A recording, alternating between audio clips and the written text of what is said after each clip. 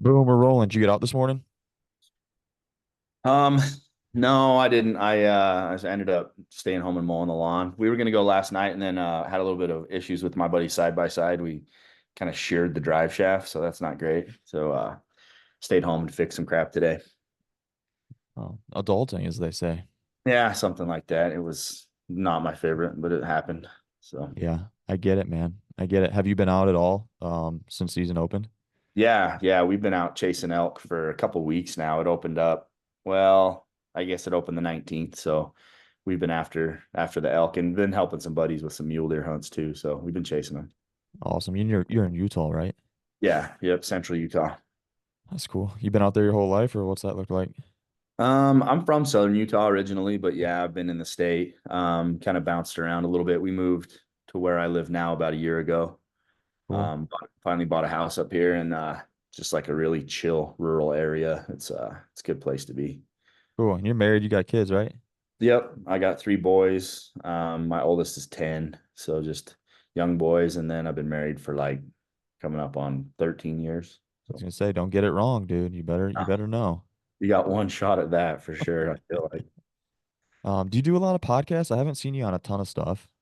Yeah, I have. I haven't done a ton lately. Like I feel like I've been on most of the big hunting ones and stuff, but I kind of dodge them a little bit to be honest. Just as a time thing more than anything. Like I like conversation. I like coming on them and stuff. I like to appear busier than I am. So then I can like seeing it seems more exclusive, you know? Well, you're really taking a step down. You said the big hunting ones. This is not that, man. So like, thanks, but yeah, you're taking a step back for sure here. Well, you come highly recommended. I mean, you got all my buddies to text me and tell me to do this podcast. So that's something that I guess you had going for you. I think I only had Nathan, but Nate who and else then hit you up? Adam Oh, Granda, Granda hit you like, up. hey, yeah, you got to get on Tyler's podcast. So, I mean, Granda's, I don't know, I kind of listen to about half of what he says. So, Yeah, you got to take what he says with a grain of salt, no question. yeah. What are you drinking, man? That doesn't look like a ghost or a monster or anything that you're No, usually. this is garbage. It's Spindrift sparkling water, unsweetened lemonade. Those suck. I've had those before. Yeah, this one's not great. I like the grapefruit one. This lemonade one is well, it sucks because you see them at Costco and it's like an 88 pack, but it's like Mhm. $6. I'm like, I'll try them. I've been working through this pack for a long time. Yeah. Are you still doing the energy drink reviews? Yeah, I'll crank one out every once in a while, like when I see something new. People love them, man. They do those things. They get traction for some reason. Everybody loves them. People like your shit in general. Like I know not that followers matter or anything like that, but you got a pretty good following, a loyal following, and you're kind of one of those guys as well where I feel like you can't really take yourself too serious.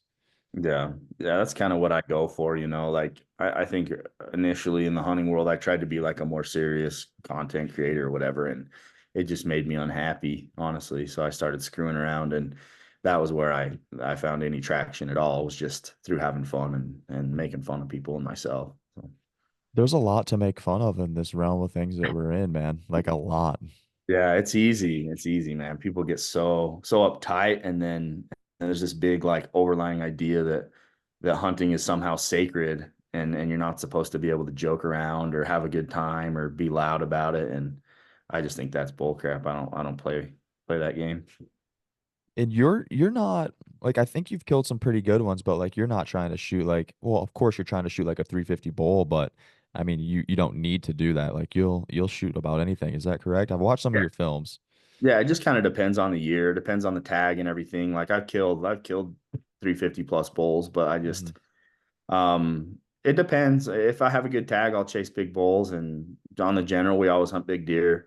But I'm not like I love eating them too. So I'm kind of Yep. in the middle as far as that go. I don't live or die for the inches, but I'm punching tags if I get chances. I'm eating them. That's the thing too. That's all I'm trying to do. I'm just trying to punch tags, man. I could give a fuck what it looks like, how big it is. I mean, down the road, of course, once I get some more experience under my belt in terms of Western hunting. But right now, dude, I could give two shits about it. I just want to have fun and kill shit. Yeah. Yeah, I get it, man. And I kind of I've been in the game for a long time, been hunting west in the west since I mean, I killed a 340s bull when I was 15 and I've just been playing this game for a long time. So I get a little pickier the older I get, but for me, like the first elk hunt of the year is always to put one in the freezer. I eat a ton of elk, so and my boys eat it, my wife eats it, so I mean, priority one on the early hunts is always just put one in the freezer. Yeah, good on you, man. Like I told you, or maybe I didn't tell you, but I have zero notes. So I want to have some fun on this podcast, but we'll just start with a serious question, then we'll roll into some jokes and some other shit here in a second. But I Sure. watched your video. This was a while ago. I told you I've been following your shit for a while. I watched your video about you saying that you were going to quit your job, and I forget what it was that you were doing, but tell me about that whole experience, what made you do it, because there's a lot of guys that I feel like can envy you and I. We've both kind of went down that path to chase something that we care more about. But Sure. walk us through that because I think it's important for guys to hear about it. Yeah, so I mean, I kind of went non-traditional in life in a lot of ways. I ended up like working for my dad for a lot of years doing granite work, and then I decided I was going to pursue firefighting and be a paramedic firefighter. And so while I was kind of getting ready, I did a EMT courses and stuff, and then I had to move to another city to do my paramedic courses. And I started working for the school district when we moved, and I was a custodian for the school district. That's So what it was. Yep.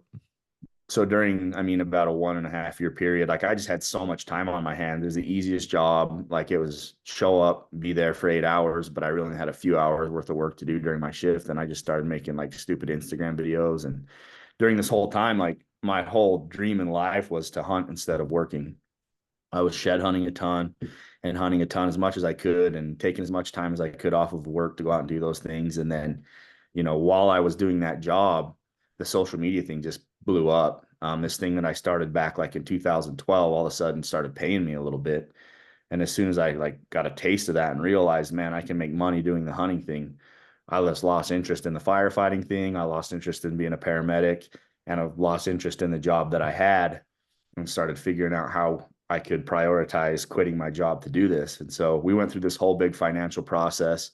We got totally out of debt. We sold our house, we sold our cars, we sold everything to be able to I mean, the original goal in doing all that was for me to go to paramedic school. But once I realized I could put all that energy into hunting for a living, like we just kept the ball rolling and I got way more motivated. And once we were out of debt, once we had a good financial cushion built up, I just decided I didn't need to work anymore and that I could bring in the necessary income by, advertising and picking up shed antlers. And so 2021, just pulled the plug on the regular job. I had like the coolest boss in the world. He was super encouraging. And right around the time I was going to quit, I got on the phone. Eric Chester is one of my good friends. And this is when I really got to know him as he called me. He heard I was quitting my job and he's like, dude, you have to YouTube it. You have to like film you clocking out and you have to film the whole process of quitting your job.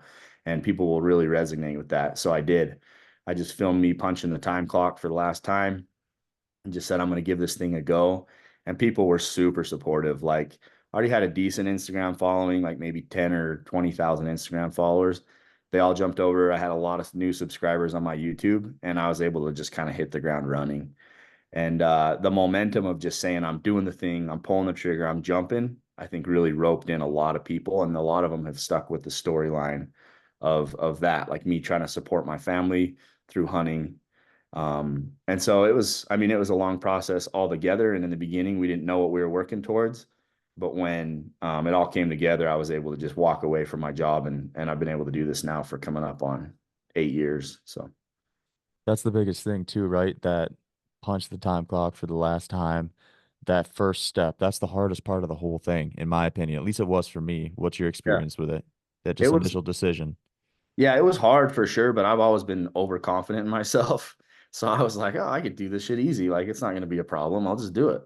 And I mean, it was unrealistic confidence. Like I've had to readjust over the years and I had to learn a lot. I didn't know everything I thought I did, but just the fact that I was willing to be like, okay, I can figure this out, I think was like once my wife backed me on it too, I was like, if she's going to back me, we'll be fine. That's what I was gonna say too. It sounds like your wife was really supportive of you because in my experience, if my wife wouldn't have supported me, like I'd still be probably doing what the fuck I'd be doing. You know, Yeah, same. it'd be rough. Yeah, there's That's no way I could have done it without her. I mean, she supported me not only just like in backing me and telling me I could do it. But there's been different times when she supported us financially too, Yep. like she's willing to go back and finish her degree. And it worked out good, like from a schedule point, because I could be with the kids while she finished school. So she got a teaching degree and she's back to teaching again now. And she's been a huge support, not only as a motivator, but like there's been times where we had to lean on her financially. So she's been super supportive. I know it's non-traditional and like people think whatever they want to think about that, but I'm super proud of her for stepping up. Yeah, no, it doesn't have to be traditional. It's 2024, man. Right. I mean, at the end of the day, it's like get the fuck over it. There's no pride here. Yeah, for sure, man. And traditional is like so many people, it's just like punch a time clock till you die. Like that's tradition. Is like, Yep. is that what you want? No, you're exactly right. So not to get into your financials because this is not what this is about, but how do you make money in this industry? Because there's a lot of people I think that are wanting to go down a road similar to you or similar to me or similar to Nate or Eric or all these guys that are on here, but there's really no blueprint to it. What does yours look like if you're cool kind of sharing exactly what it is and how you support your family by doing it? Yeah, totally. So most of my income comes from sponsorships now, brands and companies that I work with. I started working with a lot of those companies like on a product basis. Like they would just like, let's say like Vortex, they would send me a pair of binoculars in exchange for talking about them on social media. Over time, I was able to grow that relationship to a paid thing where now basically I get a yearly amount from them and from a handful of other companies. And the bulk of my income comes from those type of partnerships, and those are built over time, and they're hard to get into. I was lucky timing wise that I was pretty early on the social media thing, that they were looking to kind of cover the niches on social media and reach people who are just kind of new to Instagram. So those relationships I feel like nowadays are harder to get, but I know people are still landing deals like that. The barrier to entry is just a little bit higher. That's where I think people miss the boat.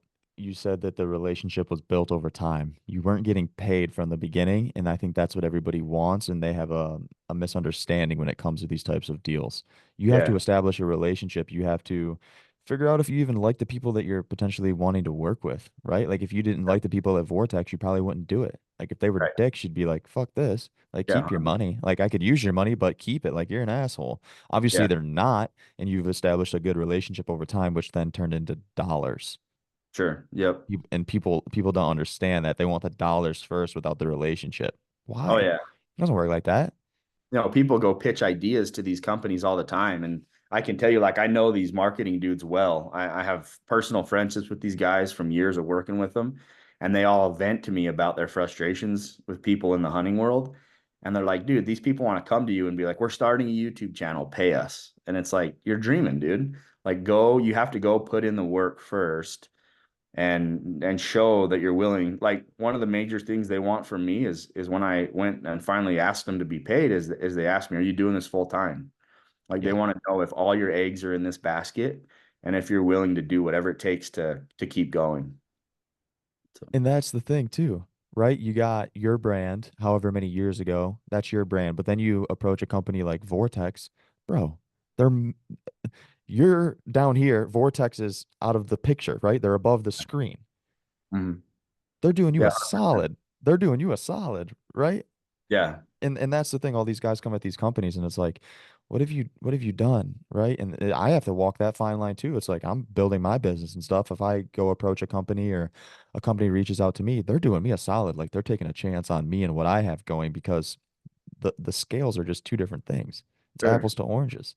Yeah, and eventually the momentum kind of shifts, right? Eventually it becomes more mutually beneficial to where you do have a voice that they would like to utilize, and then you can work together.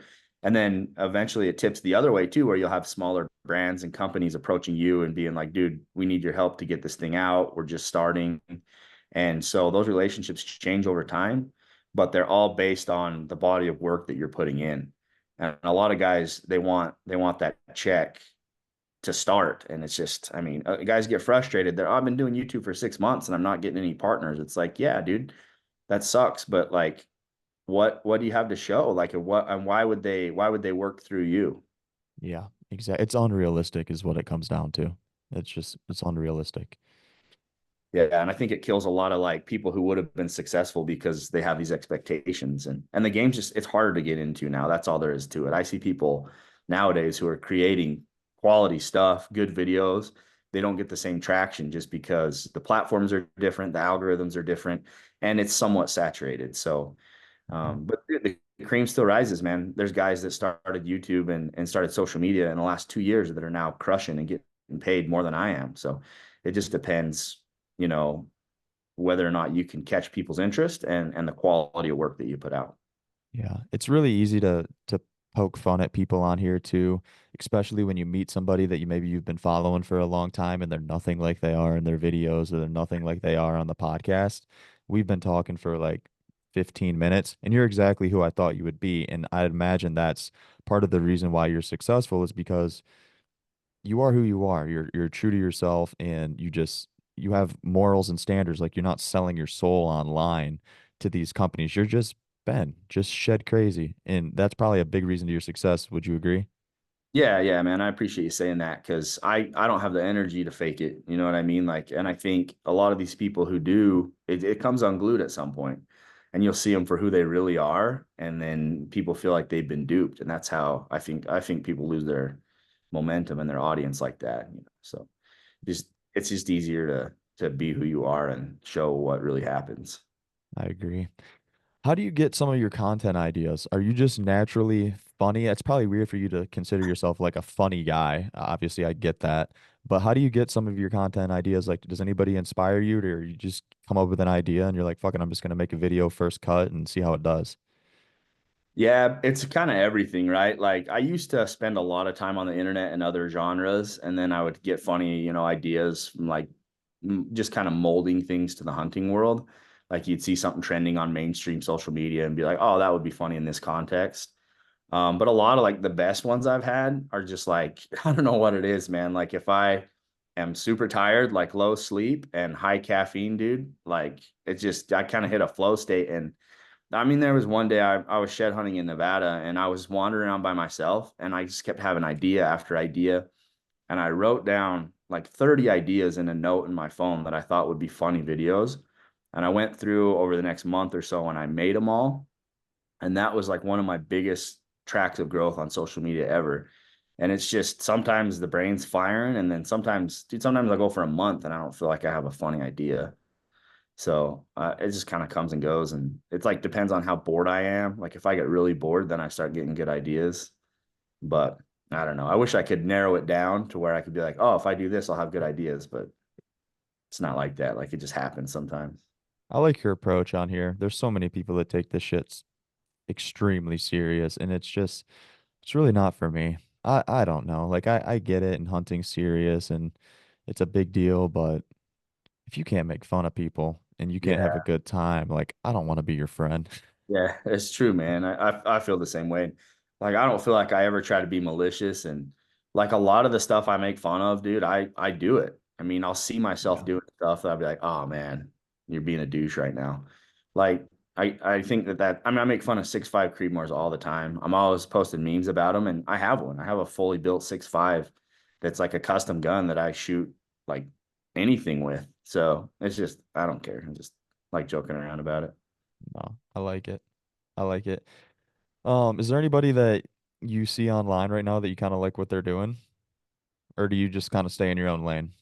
Yeah, man, I do. I've seen a couple pop up lately. There's a kid, I don't know him, I don't even actually follow this kid. He just pops up on my For You all the time. His name's Nate. He's like a bigger dude and he's like losing weight.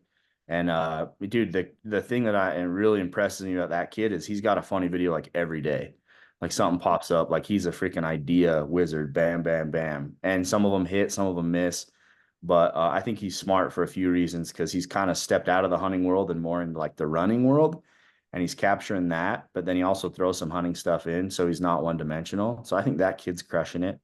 My buddy Dylan, I think I don't even know how you say his name. I think it's Dietz, but he and I talk back and forth all the time. He makes funny videos too, I've and seen I his stuff. he's popping up like to me. He's like actually approaching it as trying to be a comedian, and I think that's a good little fit too. But yeah, I mean, then you look at the hunting side, like I have a few buddies, the PN Wild guys, I feel like are popping off and dude, they played the long game. They've been around for a long time and they're finally really getting the traction they deserve on YouTube. So and I kind of had a chance to meet them and get to know them personally at a Vortex event recently and just thought they were cool guys and like fun to hang out with. So the identical draw guys would be another one that I would call out that are just freaking cool as hell behind the scenes and then high quality video stuff. I mean, I have a ton of friends and people that I watch their stuff in this industry.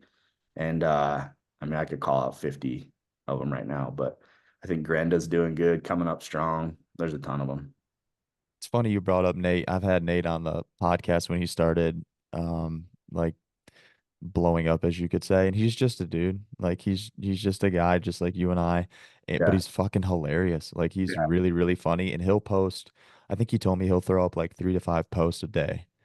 Yeah. And like you Dude. said, some of the shit hits, some of it misses, but when it hits, bro, it hits like millions and millions of views, which is hilarious to me.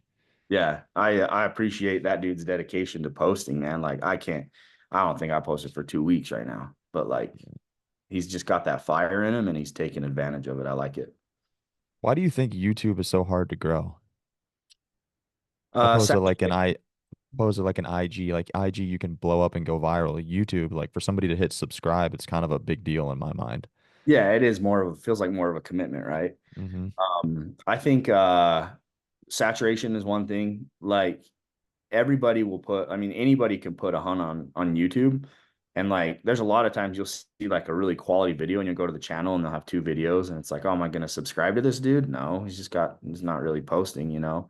And it doesn't have as good of a suggested feature. And it's really to get suggested on YouTube is kind of everything, but it's hard to get suggested. Like once something gets picked up in the algorithm on YouTube, it can go mega, but it's hard to get something out to the mainstream viewership of YouTube. So I don't know.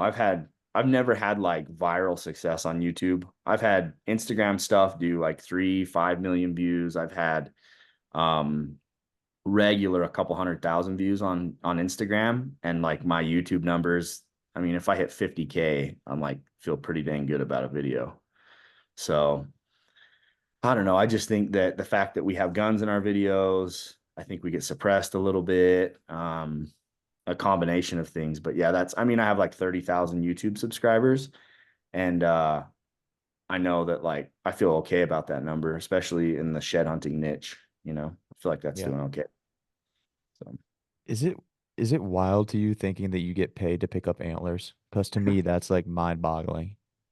I mean, yes and no. Like knowing the whole thing behind it, it's not that crazy because I mean, sheds are worth money. You can pick them up and sell them and get money, but like you have to, on top of that, film and edit and upload and keep social media posted and relevant.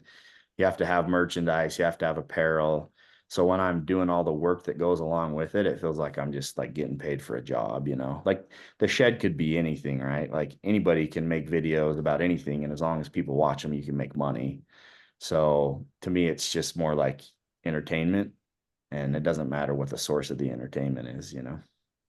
This is bad podcasting, but how did your quest go to find an antler in every state? Um, it's like one of the funnest things I've ever done. It was so freaking fun. I have 2 states left. I'm almost done. I got 48 left. They're done. So I got to go to Louisiana still and Virginia. But dude, it's like the funnest thing ever. It was so fun. Like, What was the hardest state? Florida was super hard. I knew it would be, so I kind of dedicated a few days there. It was just hot, snaky. The grass grows up over everything. And I was even with some guys that have a lot of success hunting Florida. Um, and they're really cool dudes, but it took us a couple days busting our freaking butts. And I found like a chalky base with the brow tine, and that was it. It was hard. For people that don't know, kind of walk us through that, like how that idea came about, because I think like I saw it. However, I mean, it's probably been close to a year since you started, right? Yeah, a year and a half. Yeah. How did that come about? Because I think that's so cool.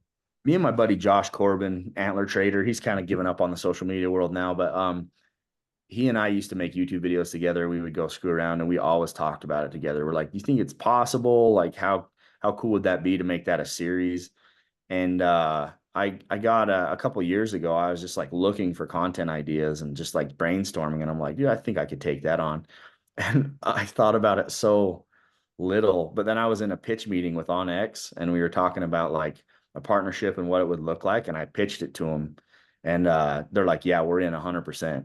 And I'm like, all right, well, I mean, if you guys want title sponsorship, it's going to be X amount, an amount that I thought was, I thought I'd get negotiated with at least. And they're like, yeah, we'll take it. I'm like, okay, I guess I have to do it now. Should have charged them more. You're like, fuck. I know, right? So then I went and told my wife, I'm like, hey, I think I'm gonna try to find an antler in every state. And she's like, okay. Like she was not hyped, and she hasn't been that stoked about it the whole time. But yeah, it's turned in. I wanted to do it in a year, but I knew in the back of my head it probably wasn't possible to do it like in one shed season. So I really wanted to finish it this year, and I could have, but I just ran into like turkey hunting season in Virginia, and all the people that said I could hunt their stuff like revoked permission as soon as turkey hunting started.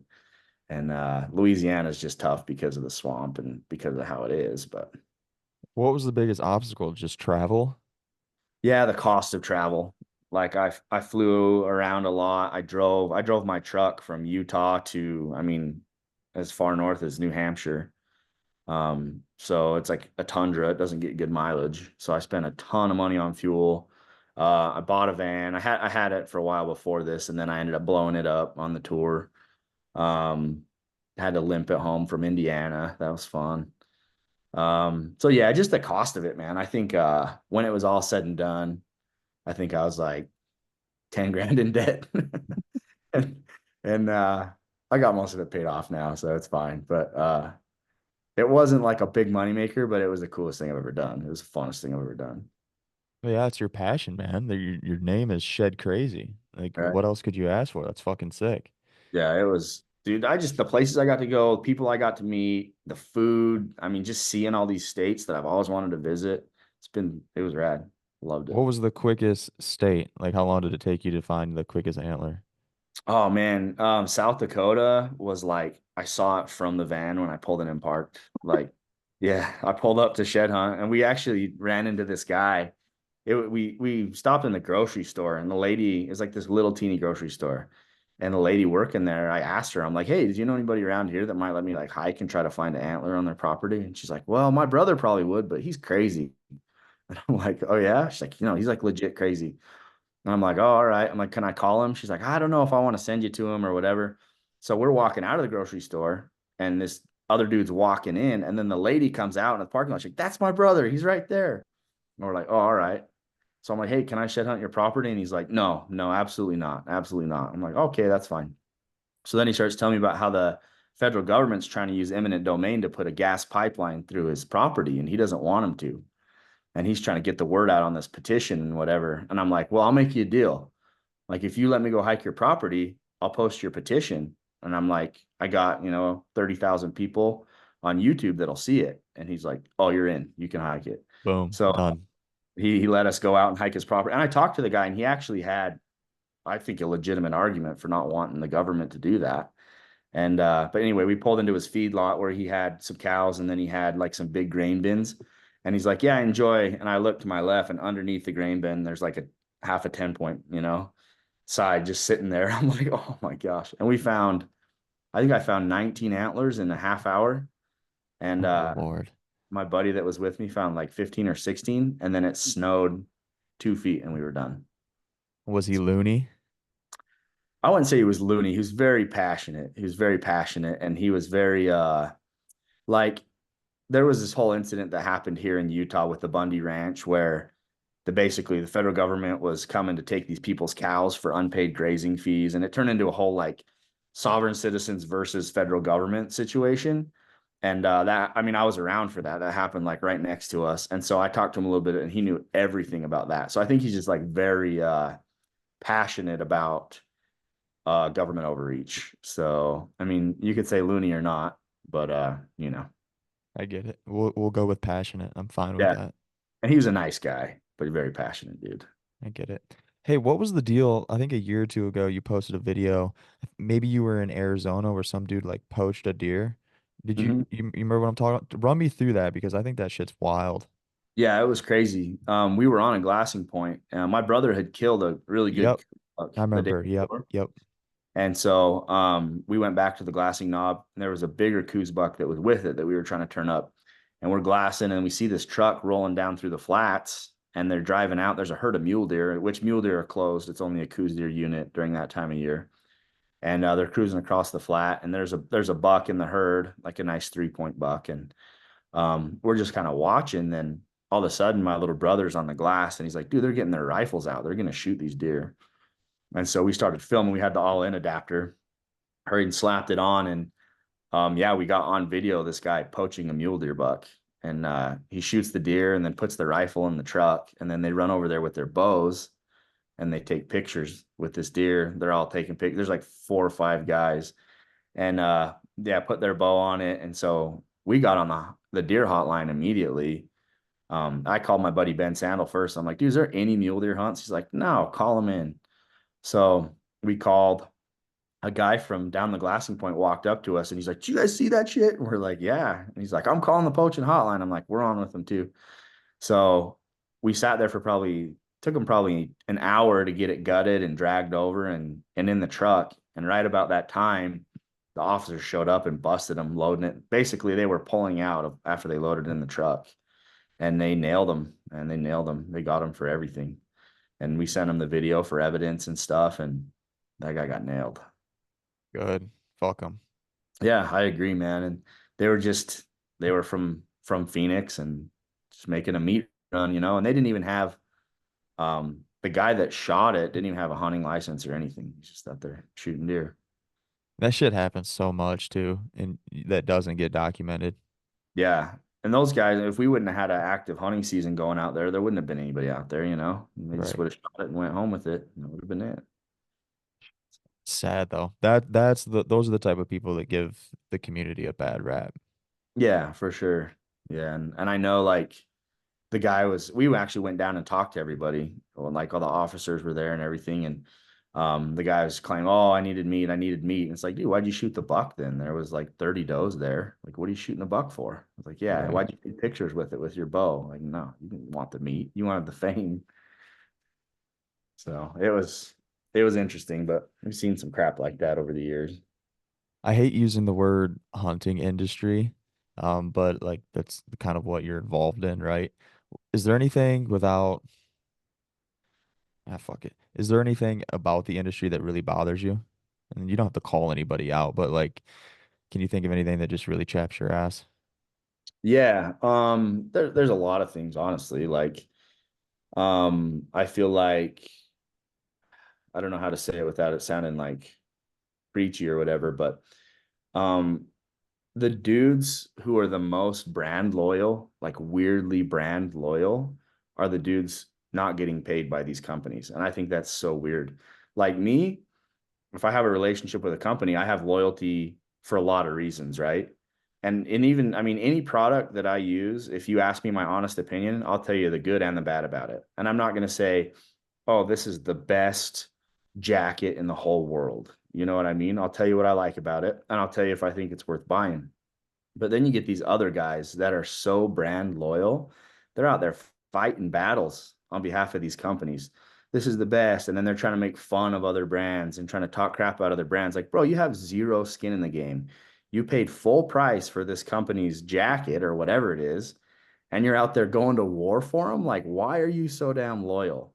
Like, the regular customer to me should just pick the best combination of price, durability, and what works for them. I don't understand these dudes like backpacks that are just like they define their whole personality by the gear that they use. And I think that's stupid. Like that level of brand loyalty is weird and it's annoying. Um, and then I mean there's a lot of stuff too, like people who can't keep their mouth shut, like people who have to say something negative.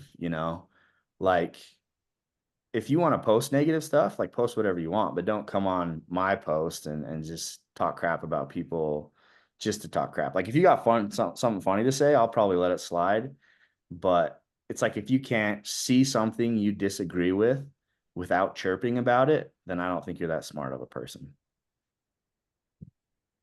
Can you imagine taking time out of your day to comment something negative on somebody else's post? Yeah. Yeah, I mean, if it's funny, that's one thing to me, right? Of Like, course. if there's a good joke there and we can all laugh at it, okay. But like, just to be a dick for no reason, I don't get it. I guess I don't have that in me, but yeah, I don't get it. You read your comments then? To a point. Like some of these videos will go mega, and then I quit paying attention. Like if they get over 100 comments, there's no way I'm reading through them all. Yeah. But yeah, I read my YouTube comments, and anybody who's unnecessarily negative. Like there's a feature on YouTube that's freaking awesome. It's called hide user from channel. They can comment till they're blue in the face and no one, including me, will ever see it. And anybody who talks, I mean, anybody who says anything negative, they just get that treatment. They don't even know it. So they think they're just commenting away and nobody can see it. I love that. Yeah, that is nice. Do you get a lot of hate in your comments or not really? I don't think as much as other people. I think that I think people maybe are tentative to come into my content comments and talk shit because I like to clap back and I like to make fun of people too. Hell And yeah. like once you open the door, like I'll go hard. Like if you come after me, like let's go, you know? So, and it's like a hostile environment too, because it's my page and it's people who are there, to see what I have to say. So you're not going to win an exchange with me in my comment section. Yeah. No, I like that. Good on you. I do the same. I don't get a lot, but whenever I do, I welcome it. I love that shit for Yeah. whatever reason because it means it shows me that I'm doing what I'm supposed to be doing. Yeah. Yeah, for You sure. know, there's that thing where they say like, if you don't have any haters, then blah blah blah. Well, I like having people that talk shit on my page Yeah. because then they're jealous or like that just means that I'm working hard enough. Yeah, I mean, there's things like they say no publicity is bad publicity, right? And that's Yeah. that's true. That's true in a lot of ways. Like haters drive engagement and honestly, they solidify your base too because people will go to bat for you. They'll go to war for you. Like, I don't know, we just had a big incident. I don't know if I even should get into it or not, but this week where like, dude, everybody freaking went to war for us and it was pretty cool. Um, I don't know, I guess I can talk about it, but Send um it. This is a safe place, Ben. well, this is be an exclusive because this didn't really make it to Instagram. Um, anyway, yeah. So, we killed a bull on the opener. I shot it. My buddy shot it as well, and the bull had been shot about 5 hours earlier by another hunter. It was hit in the leg meat, right? And we knew that he'd hit it in the leg. We videoed him hitting it in the leg and it was non-lethal. I mean, it was a poor shot. So I walked in to stalk another bull and ended up just stumbling on this bull. And it's a good bull. It's a 6 points, like a 310 bull. And I walked up on it and I was doing like sneaking in, peeking over this little ledge, and the bull was bedded under me at 5 yards. And so, well, I thought he was bedded. He was actually standing. So I walk in on 5 yards and like there's a 6 point. I'm like, I'm shooting it, right? So I bury an arrow through the shoulder into the lungs. The bull turns and he runs down to my other buddy who was down below me, who I didn't even know he was down there. I knew he was out there somewhere, but I didn't know he was right there. And he puts two more arrows in the bull and the bull dies. So we walk down there, me and my buddy talk it over, and like he didn't have much time to hunt and I have the whole season. So he put a fatal arrow in it. We decided he should tag it, it was no big deal. But then the first kid who shot it showed up and he was pissed. I mean, just furious and said, "You guys stole my elk and whatever." And I'm like, dude, look, like you hit it in the leg. You can see it wasn't fatal. And so he called the fishing game. He called the sheriff. He called everybody. He was all up in arms. He called his dad. These people came up. There was this huge confrontation, which I luckily wasn't there for because I was over getting the truck when it all happened. But um, this fishing game came out. They investigated the whole thing and they're like, dude, there's no wrongdoing here. Like you hit it in the leg. Somebody else followed up and killed it and they tagged it. Like it is what it is. And then the kid went home and put it on Facebook. And he basically on Facebook said, I hit this bull fatally. And I went over there and this guy was gutting it. And so my buddy who ended up tagging the bull, he's a sheriff. So this whole That thing, helps. gets blown into this anti-law enforcement thing, right? And dude, it went mega viral on Facebook. Like it was shared thousands and thousands of times. It was on the freaking news here in Utah. Turned into this super ugly thing. And the Division of Wildlife had to come out and be like, no, we investigated. There was no wrongdoing here. And dude, the amount of people I saw in the comments on that were just saying the ugliest and the worst things they could think of was disgusting, man. It was freaking disgusting. And I've been through a few of those big viral things and getting canceled or whatever people try to do. And dude, that just shows you how many scumbag people there are in this world. Like there's people out there that'll say anything to try to hurt you or try to get a reaction out of you. And anyway, it's all kind of died off now and it's all kind of dead, but like, man, it was ugly and it was eye-opening. So were you guys just on like a glassing knob and you saw some dude shoot this bull? Yeah, we've been watching those bulls. We knew what bull it was. And like we were literally watching the bull come up out of the ag field and all of a sudden, boom, there's a kid like in bow range. And we watched him shoot it. And it ran over to this other canyon with the bull that it was with. And we sent our buddy over to talk to the kid because the kid made no move to recover the bull. He sat on the glassing knob for 5 hours after he shot it. And we sent our buddy over. We're like, dude, go ask him what his plan is. Like, go see what he's doing. If he needs us to guide him in, if he needs help, like we'll help him recover it, whatever. And the kid was just kind of like, no, no, I don't need help. No. And so we're like, well, this public land over the counter elk hunting in Utah is pretty freaking competitive. And there's another bull in there and we got tags. So I actually went in to kill the other bull and this bull just ended up right underneath me. So Did this kid know who you guys were, or at least you? I think, yeah, he did. But like I wasn't there for the confrontation with him. I'd gone to get the truck. So my name was actually out of it totally. It was between him and, the sheriff. And I didn't put my name in at all until it blew up on Facebook. And so I had to kind of chime in and be like, look, this is what really happened. And then I had to edit a YouTube video that showed him hitting it in the leg and showed the whole process of what happened and stuff. And so I did ended up kind of getting involved. But I was surprised, dude. It never made it to Instagram really. It was Outdoor Life posted it. A few other people posted it, but my name was left totally out of it. And I'm kind of been at this point where it's like, do I let my name stay out of it or not? Because Mm-hmm. I felt like I had to stand up for my buddy who did absolutely nothing wrong. No, it doesn't seem like you guys did anything wrong at all. The only Yeah. thing wrong was that kid hitting that bull in the leg.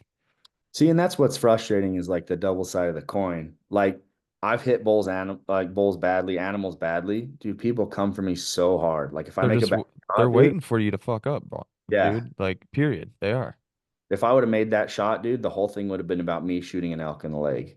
Yep. Instead, it's about us supposedly stealing an elk and I say he's a kid, he's 23. And I called him, I talked to him, I talked to his dad. Like we've all made peace in the situation. And like the crazy thing is, even though we've all resolved it between us, there's still people trying to run with it. Yeah.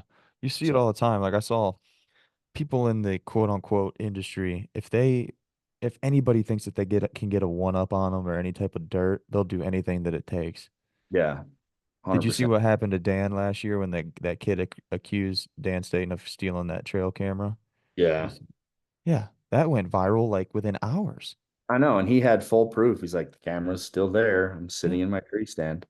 yeah. Like, but that's how it is. And that's the line that we always have to walk. I mean, there's been some dumb things Eric's had to deal with where it's like people dig up. I mean, with him, like somebody dug up some paperwork mistake from 4 years ago and anything like that. Like, we're just out here trying to do things. I try to do things the right way. I know I'm being watched. Like, I know that I could fall under the microscope at any time and have to be able to document everything. That's why we film freaking everything. But If just you the hunt game. long enough, you're gonna make mistakes though. Like period. Doesn't matter if you have a big presence online or if you're just some Joe Schmo that's, out and about. You're Yeah. gonna forget to tag your animal right away. You're gonna forget to download your tags when you got no service. You're gonna have to wait till you get to the main road to tag. Like there's gonna be shit that you're gonna forget. Like we all make mistakes, which is it's normal, dude. If you do this long enough, you're gonna fuck up. You're gonna make bad shots. Like it's just part of it, dude. Yeah, yeah, I agree. Especially when you're hunting multiple states and everybody's got a different system. And we try to follow everything that we can down to the letter, but just the name of the game. Yeah, interesting. You have anything fun planned this season or no? I have yeah, I have a muzzleloader hunt that I'm looking forward to. It's a Utah tag, and it's one that my little brother has put a ton of work into scouting, so we have a chance to chase some big deer. And then I'm gonna go to Arizona, I think next week or the week after with my buddy Ben Sandel and go chase some coos deer with our bows. Like that'd be fun. But just kind of general hunt plans. I got a Oklahoma whitetail thing we're gonna go do like in December, and then coos deer in Mexico in January. So got some good stuff lined up. Well, hell yeah, that sounds a lot of fun, especially that January hunt too. Yeah, Good way to kind of cap it off. I love Mexico, dude. I freaking love Mexico. Like I look for any excuse to go down there and hunt. Yeah, I've never been. I've heard it's legit though. Yeah, I mean, it is, it's awesome. A little sketchy, but it's Yeah. fun. How do you like Arizona? Um, Arizona's rad, man. It's every Arizona guy will come for me for telling everybody how cool it is, but it's a fun place to hunt. It's tough now. The over the counter used to be a totally different ball game. Like we used to be able to just kind of pick your days and go down there wherever and be on rutting deer, and that's one of the negatives of social media or just people dying for hunting opportunity is that it's pretty busy down there now, and a lot of guys go down in this August season that never used to, and so now that it's a quota, a lot of the units shut down. But it's just a different ball game. You can still buy a tag at Walmart and go hunt deer. So while that opportunity exists, I think that it's worth at least making a trip on. Yeah, that's cool. So with your brand, is it just Shed Crazy's the brand, correct? Yeah. Have you ever thought about getting anybody else involved, or are you like just kind of having your own brand and rolling with it that way? I'm gonna kill this fly, dude. This freaking ninja that shiz right now. Yeah, so I hired my little brother a few years ago, and he was kind of like a camera guy, and there we talked about him being a partner in the channel. He took some videos on and made some videos by himself, and they were good. Like he did a good job, but at the end of the day, we kind of got to a point where it's like, um, he was got married and he had his first kid and stuff, and so kind of got to the point where not only did he need a little bit more job security, but just like I think generally like a lot of businesses were crushing like 2001 or 2021 to 2022 and 2020. Like we all had a big financial boom in this industry, I feel like, and all the YouTubers. And then like when that started to kind of fade, the COVID boom started to fade. I was like, I don't know if there financially is enough in this for two full-time guys. So he went and found a job and he started guiding some hunts and he's doing good. Cool, man. Do you have any advice for people that are trying to create their own brand and kind of get into this realm of things? Because I know it's hard. I kind of try to walk a fine line with the hunting industry and then the fitness industry. I don't necessarily love either of them. I'm not like an industry type person, if that makes sense. I don't want to go to the shows, even though that I should. I'm pretty introverted, but I've learned that in order to be successful doing this, you can't be. Yeah. But do you have any advice for people that are looking to kind of start into this realm of things and creating their own brand? Yeah, like I think most successful content creators are kind of introverted extroverts, right? Like you can be Yeah. extroverted on camera, you can be extroverted when you need to be, but like me, that's me in my normal life, right? I'm not that extroverted.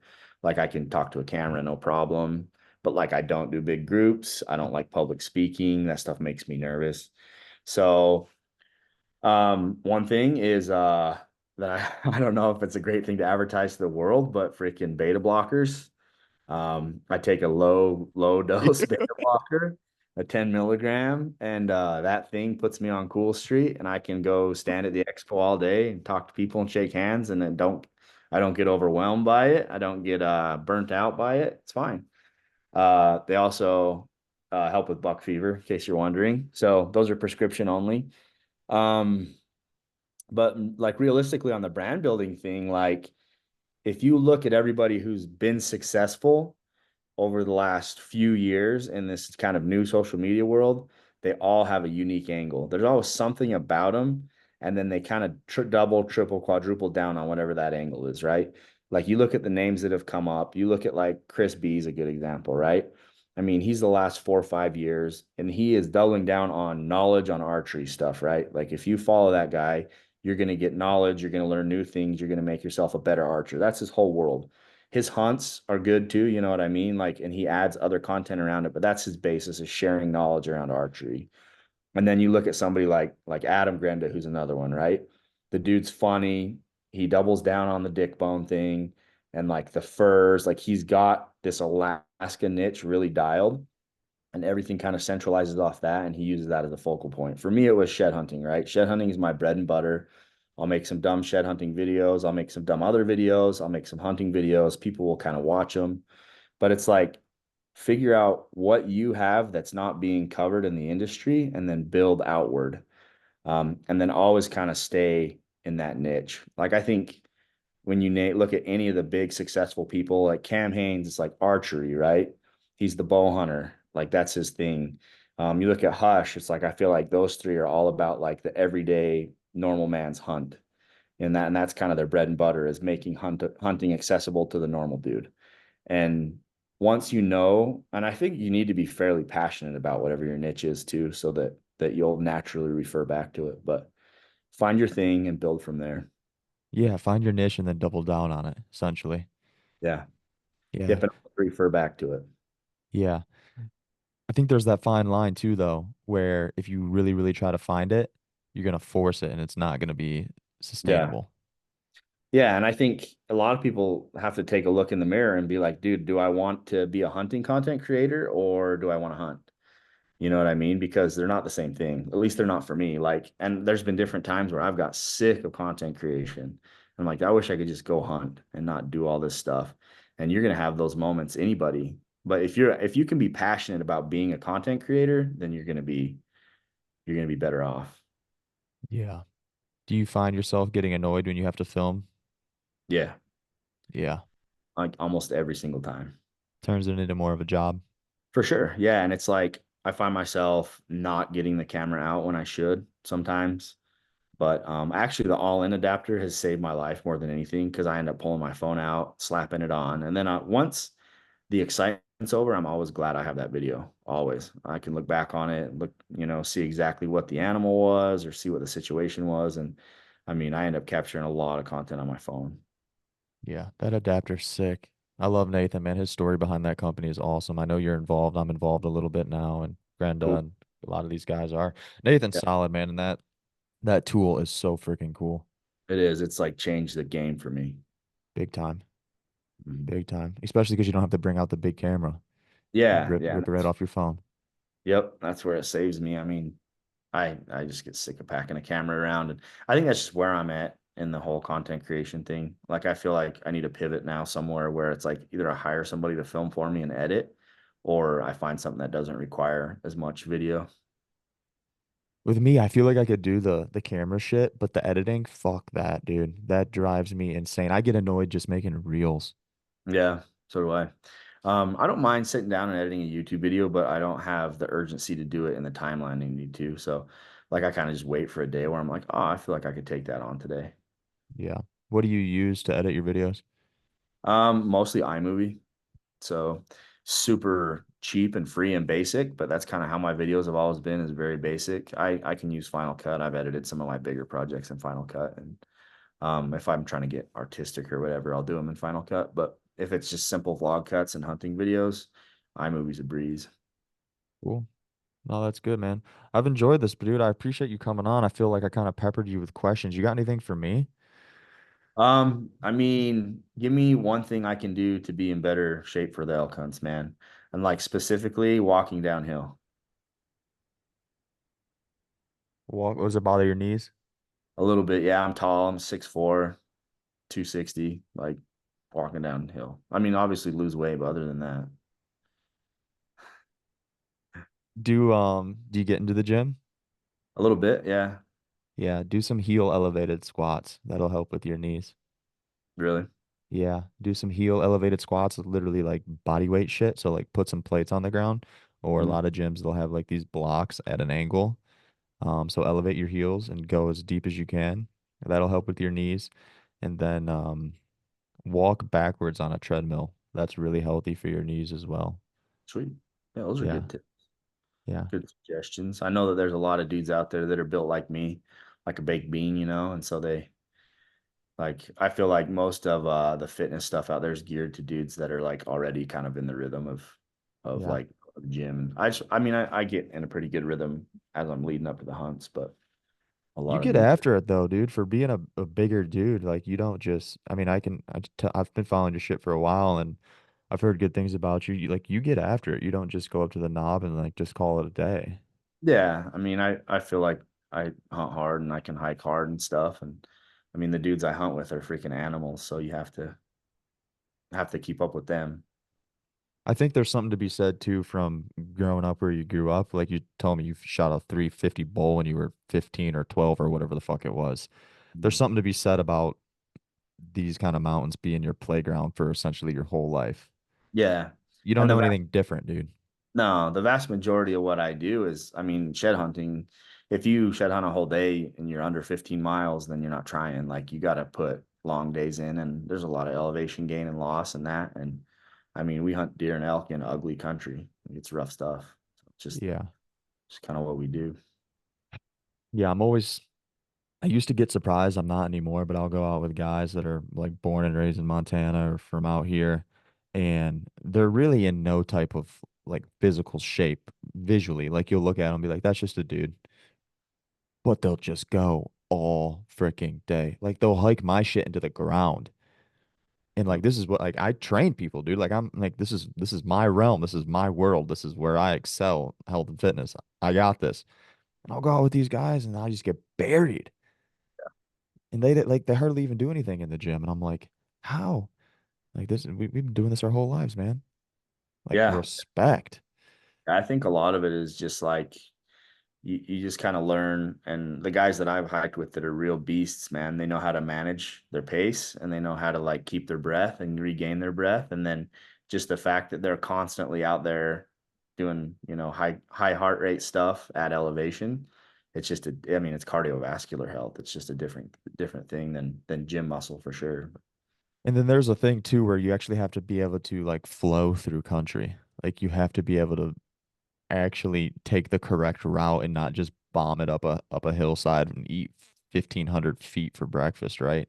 There's a way that you can traverse throughout country that is gonna be of to your advantage, but that also takes time in the field, which a lot of Right. guys, myself being included, seeing that I'm pretty green still, only been hunting out here for like 3 years.